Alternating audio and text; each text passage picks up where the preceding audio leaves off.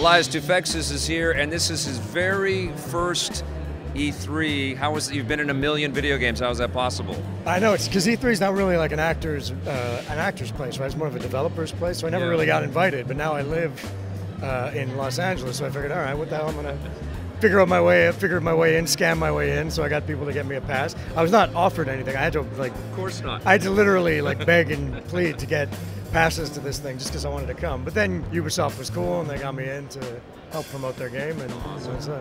I sat next to Echo Kellum, who plays Mr. Terrific on Arrow, and he was demoing a video game, and Felicia Day, beside her, playing your game, actually, the new Assassin's Creed.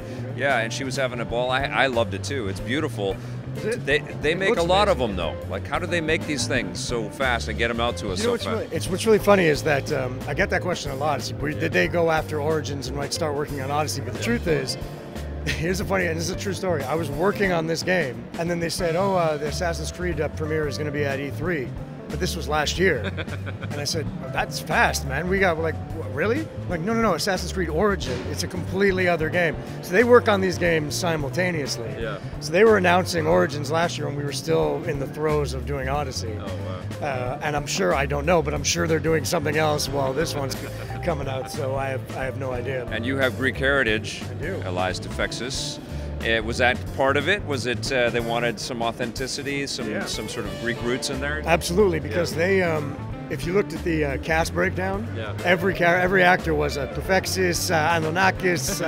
They're all these Greek names. Do you know them all too? No, there's a lot of Greeks in the world. But it's funny, I know a lot of Greek actors. I figured, I'm like, oh yeah, I know you. Sure. But they cast from everywhere. Yeah. You know, back when Assassin's Creed started, the reason I knew every actor in it for the most part was Ubisoft in Montreal was making it. Yeah. So they were casting most of the guys from Montreal like me. Yeah. And so we kind of knew everybody. And then they started reaching out to Nolan North and then Roger Craig Smith, and then it just branched and branched and branched. And now what they're doing, much like they do with Origins, they're doing with Odyssey, is they don't want people to put fake accents on. Right, of course. They want Greeks. Yeah. And I just did an impression of my papu, my grandfather, so which was very easy for me. It came naturally. So most of us, all the Greek guys, had the real, authentic Greek accents, and we had coaches on set and things like that. Awesome. And a lot of actual Greeks with that accent showed up.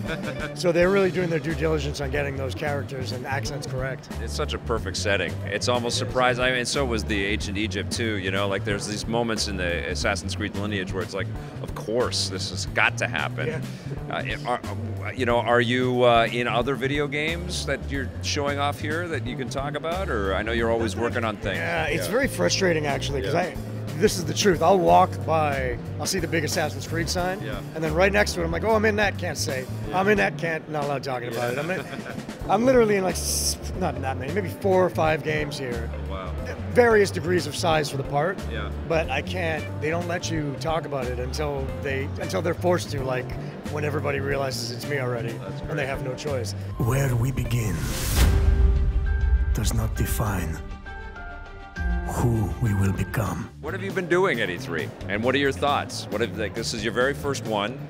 What do you think of this circus? It is much more for developers and gamers specific, because I do a lot of Comic-Cons and things like that, so I'm always kind of mixed in with the TV crowds and the movie crowds, and so it's interesting to be in something that's just for games.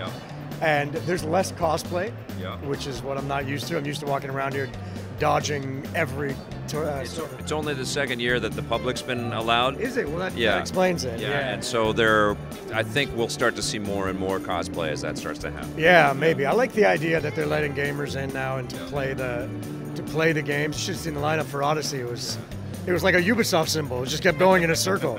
Did you see anything here at E3 that blew your mind? Anything that you're super excited? Because I know you play. What are you fired up for? You know what? I'm so hooked on Rainbow Six that I spent the last 20 minutes just staring at people playing it upstairs. Well, big Rainbow Six. They have YouTube for that. I know, but I get to just standing there watching them. I'm like, I don't even know how you do that, and I'm pretty good at the game. I'm excited for Dying Light. I like the first one, and a lot of things now have switched. You know this. A lot of things have switched to my kids. Yes. So Starlink, the Ubisoft game, it's going to cost me a fortune. I already know it because you have to buy the. That's going to be crazy. I can already see my kids freaking out over that. And then we have a Switch, so they're gonna get the Star Fox guy and all that. Very cool. So we're gonna do that thing. That's gonna cost me a friggin' fortune. Remember Skylanders? Did you use Skylanders with your kid? I did all of that. I still have them all set up. I have all of that stuff. Yeah, yes. they're all just sitting there, and no, they don't play them anymore. No. I'm like, each one of these was $12 friggin'. Can you play your game? So now it's going to be Starlink, I guess. The Expanse got renewed. Yeah. Got picked up by Amazon. Thank you, fans. Yeah. Basically, it was the fans that saved the show.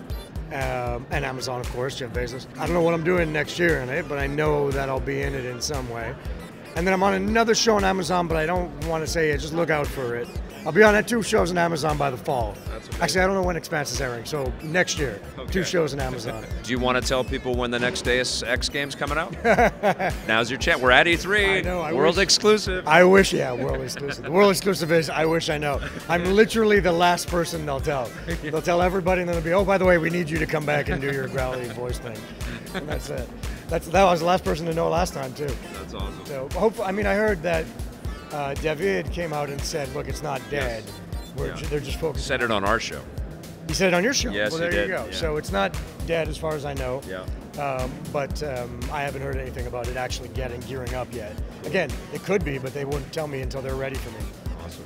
Well, I'm glad you finally made it to this one. Yeah, man. Next time, we'll hang out a little bit more and we'll do some stuff on camera together. Because you're not busy, you know? I know, but I want you to come and hang and see some of the demos and shit that I get to see, too. Yeah, it's pretty fun. Do that, yeah, so we'll do that. All right. Elias Toufexis, everybody.